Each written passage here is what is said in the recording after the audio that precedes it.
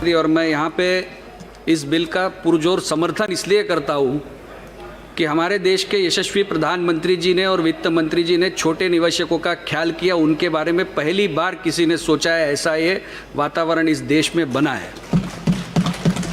मैं अपने साथियों की बात सुन रहा था जिन्होंने कोऑपरेटिव सेक्टर की दुहाइयाँ दी, और ये कोऑपरेटिव सेक्टर किस लिए बनाया गया। सहकारी बैंकों में महाराष्ट्र से और मुंबई से आता हूँ और सहकार क्षेत्र का सबसे बड़ा वहाँ पे बैंकिंग सेक्टर में और सहकार क्षेत्र में सबसे आगे ये महाराष्ट्र राज्य है।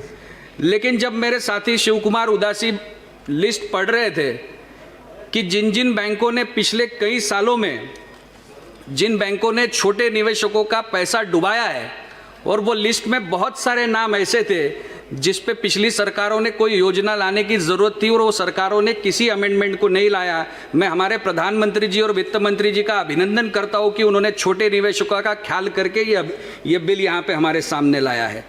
और छोटे निवेशकों की संख्या, इस कोऑपरेटिव बैंक के खातेदारों की संख्या ये 8.5 करोड़ के करीब है, और 10.5 लाख करोड़ जितना इसके अंदर डिपॉजिट्स है और 7.5 लाख करोड़ जितने एडवांसेस इस बैंकों ने दिए हैं। और ये सबसे बड़ा एक ऐसा क्षेत्र है जिसमें आम आदमी का पैसा सुरक्षित रहना, जिसके बारे में प्रधानमंत्री जी ने और वित्त मंत्री जी ने ख्याल किया है कि आम आदमी का पैसा कैसे सुरक्षित रहेगा।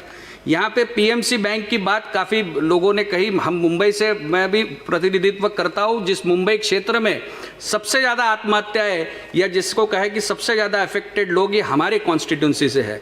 और इन सभी लोगों का भरोसा आज सरकार के ऊपर इसलिए है कि सरकार, केवल केंद्र की सरकार इसका निराकरण कर सकेगी, क्योंकि मान्यवर जो भी नेता यहाँ पे बोल रहे थे, इन्होंने चिट्ठियाँ तो वित्त मंत्री जी और प्रधानमंत्री जी को ही लिखी है कि आप पीएमसी के खातेधारकों को राहत दिलाइए। और इस बिल के माध्यम से जब हम देखते हैं कि 3 नंबर 56 और 45 ये 3 प्रोविजन के अंदर प्रावधान किए गए हैं जो आज तक बड़ी बैंकों के, कमर्शियल बैंकों के लिए जो प्रावधान थे, अब ये कोऑपरेटिव सेक्टर की बैंकों को भी लागू किया जाएगा। उसको भी इसके दायरे में लिया जाएगा कि कोऑपरेटिव बैंक के अंदर केवल रेगुलेटर बिठा देने से या केवल रेगुलेटर के आ जाने से खातेधारकों का पैसा वापस नहीं मिलता। उसके रिकंस्ट्रक्शन और डीमर्जर से लगाकर सारी प्रावधान के अंदर जो रेगुलेटर बैठा है उसको पावर देने की आवश्यकता थी। और जो 3, 56 और 45 के अंदर का जो अमेंडमेंट है वो रेगुलेटर को अब ये पावर देगा कि आने वाले दिनों में इस तरह के स्कैम होते हैं तो मॉनिटोरियम पीरियड की राह न देखे बगैर इन खातेदारों का पैसा सुरक्षित उनको वापस मिले। ये इस बिल का प्रावधान है और ये सबसे बड़ा समर्थन के पात्र है। इतना अच्छा प्रावधान अगर वित्त मंत्री जी और प्रधानमंत्री जी ने देश के छोटे निवेशकों के लिए किया है तो ये सरकार की मंशा दिखाता है कि कोऑपरेटिव सेक्टर और सहकार क्षेत्र में जिन छोटे निवेशकों के पैसे हैं उसको सुरक्षित रखने का काम, उसको चौकस रखने का काम अब ये सरकार ने किया है, वो यहाँ पे ये दर्शाता है।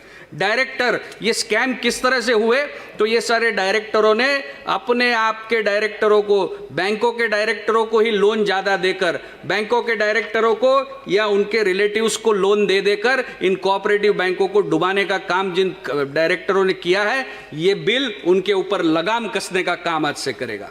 जब ये बिल आ जाएगा तो उसके बाद में जिन डायरेक्टरों ने शेयर होल्डिंग अदर कंपनीज में होती है उनको भी लोन न देने का प्रावधान इस बिल के कारण, इस रेगुलेशन के कारण मिलता है। और रेगुलेटर अब ज़्यादा पावर के साथ जब काम करेगा तो इस देश में 8.5 करोड़ छोटे निवेशक इस सरकार से आश्वस्त है, इस बिल के माध्यम से आश्वस्त है कि हमारा पैसा अब कोऑपरेटिव बैंक में सुरक्षित है। इसलिए मैं इस बिल का समर्थन करता हूं और मैं सदन के सभी सदस्यों से प्रार्थना करता हूं, विपक्ष के सदस्यों से ज़्यादा प्रार्थना करता हूं कि आप छोटे निवेशकों का हित देखिए। सरकार ने एक मंशा के साथ बिल लाया है, आप इस बिल का समर्थन कीजिए। जो अच्छा काम करते उसे डरने की जरूरत नहीं है, लेकिन जो बुरा काम करते उस पर लगाम लगाने के लिए बिल जरूरी है। धन्यवाद। जय हिंद।